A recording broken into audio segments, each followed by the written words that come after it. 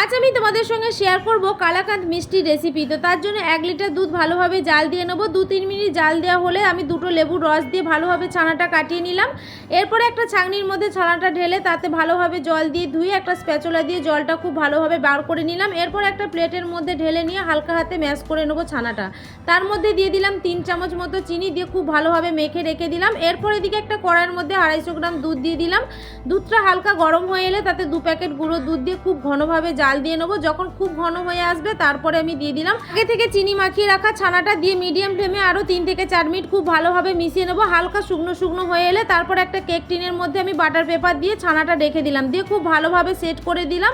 আর ওপর থেকে দিয়ে দিলাম কিছুটা পেস্তা কুচি, দিয়ে 1 ঘন্টার জন্য ফ্রিজের মধ্যে রেখে দেবো। 1 ঘন্টা পর ফ্রিজ থেকে বার করে একটা ছুরি দিয়ে আমি চৌকো শেপে সবগুলো কেটে নেব। রেডি হয়ে গেল কালাকাঁদ মিষ্টি রেসিপি। তোমাদের রেসিপিটা কেমন লাগলো অবশ্যই কমেন্ট করে জানিও। যারা এখন আমার চ্যানেলটাকে সাবস্ক্রাইব করোনি অবশ্যই সাবস্ক্রাইব করে নিও।